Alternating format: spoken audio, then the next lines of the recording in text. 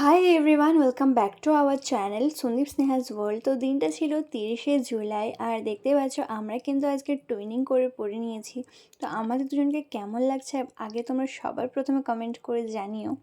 আর আজকে যে এই ড্রেসটা পরেছি, এই ড্রেসটা কিন্তু বাবা আমাকে জন্মদিনে গিফট করেছে, আরও অনেক কিছুই দিয়েছে মা বাবা, সব কিছু আস্তে আস্তে শেয়ার করব।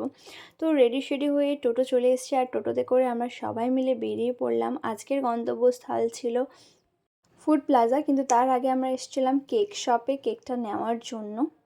এরপর বলি, আমার জন্মদিন ছিল 15ই জুন, তার আগে ছিল বাংলা ডেটের জন্মদিন মানে 14ই জুন। সেদিনের একটা ব্লগ আমি অলরেডি চ্যানেলে আপলোড করেছি। সেই সময় আমার জন্মদিনটা সেলিব্রেশন হয়নি, এমনকি সব কিছুই হয়ে গেছিলো। সন্দীপ আমাকে সারপ্রাইজ দেওয়ার জন্য ডেকোরেশন অবধি করে ফেলেছিল।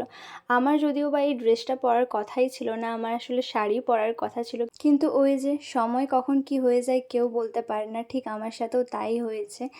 সব সময় সবটা ভাগ্যে লেখা থাকে না হয়তো, তাই আমার ভাগ্যেও সেদিনকে আর কিছুই লেখা ছিল না। এমনকি রিয়াও এসেছিলো সেদিন আমার বাড়িতে থাকবে বলে, যেহেতু আমার জন্মদিনটা সেলিব্রেশন হবে। শ্রুতি এসেছিলো, তারপর রেখাকেও বলেছিলাম। তো সবাইকে আমি আজকের দিনটা ভীষণ মিস করছি, কারণ তোরা তিনজনই আজকে আসতে পারিসনি। তো মা বাবা আর সন্দীপের ইচ্ছাতেই কিন্তু আজকে আবার ছোটো মোটো করে একটু সেলিব্রেশন হচ্ছে আর কি, সবাইকে পার্টি দিচ্ছি আমি। দেখতেই পাচ্ছ আমরা কিন্তু ফুড প্লাজা চলে এসেছি সবাই মিলে। তো তোমরা যারা আমার ভিডিও রেগুলার দেখো তারা হয়তো জানবে, মানে তারা বুঝতে পারবে যে ফুড প্লাজাটা একটু নতুন নতুন লাগছে। হ্যাঁ, নতুনভাবে হয়েছে, সুন্দরভাবে করেছে, তো ওই জন্য আরও বেশি ভালো লাগছে, তাই না? আর এই রুমটাতেই জানো তো আমরা প্রত্যেকবার ডেকোরেশন করাই, মানে আমিও সন্দীপের জন্মদিনে করাই, সন্দীপও আমার জন্মদিনে করাই। তো এই রুমটা এখন এত সুন্দর হয়ে গেছে, চেনাই যাচ্ছে না। তো এখানেই আমি করে নিলাম কেক কাটিং, দেখতেই পাচ্ছ তোমরা। কেক কাটিং হয়ে যাওয়ার পর আমিও ওকে খাইয়ে দিলাম, আর ও আমাকে খাইয়ে দিল।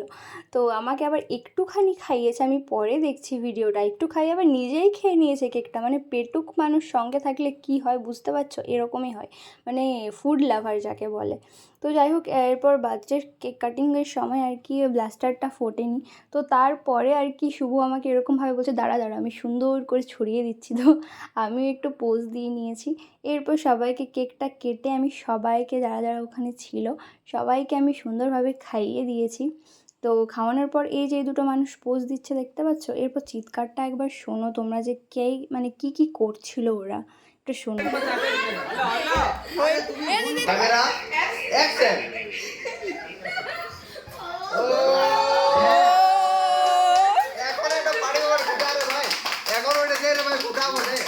দেখতেই পেলে কিভাবে চিৎকার করছিল সবাই, আর শুভর আওয়াজটা একটু বেশিই শোনা যাচ্ছিলো, কারণ ও একটু বেশিই চিৎকার করছিল। এরপর আমাকে ফুলের বোকেটা দিয়ে দেয়, আর আমি একটু লজ্জা লজ্জা পাচ্ছিলাম সবার সামনে। তারপরে ফুলের বোকেটা দেওয়ার পর এই যে একটা গিফট দিয়েছে, সেটাও তোমাদের সাথে আমি আই থিঙ্ক মিনি ব্লগে শেয়ার করেছি, তাও বড় ব্লগটা তো একবার দেখিয়ে দিলাম। সব কিছু আস্তে আস্তে শেয়ার করব। তারপর খাবার চলে এসছে সবার জন্য, যে যা খাই সেরকমভাবেই খাবার অর্ডার করা হয়েছিল। আর পায়েল, আমি আর সন্দীপ, আমরা তিনজন তো নিরামিষ খাই, কিন্তু আমি আর সন্দীপ আমরা দুজন খেয়েছিলাম পিৎজা, আর পায়েল নিয়েছিল পনির চিল্লি আর চাউমিন। তো তারপর এখানে খাওয়া দাওয়া চলছে, দেখতে পাচ্ছ আমি এখানে ঢং রং করে করে একটু ভিডিও করে নিয়েছি খাওয়াটা।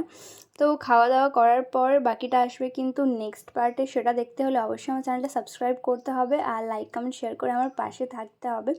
তো দেখা হচ্ছে আবার নেক্সট ভিডিওর সঙ্গে, ততক্ষণের জন্য রাধে রাধে।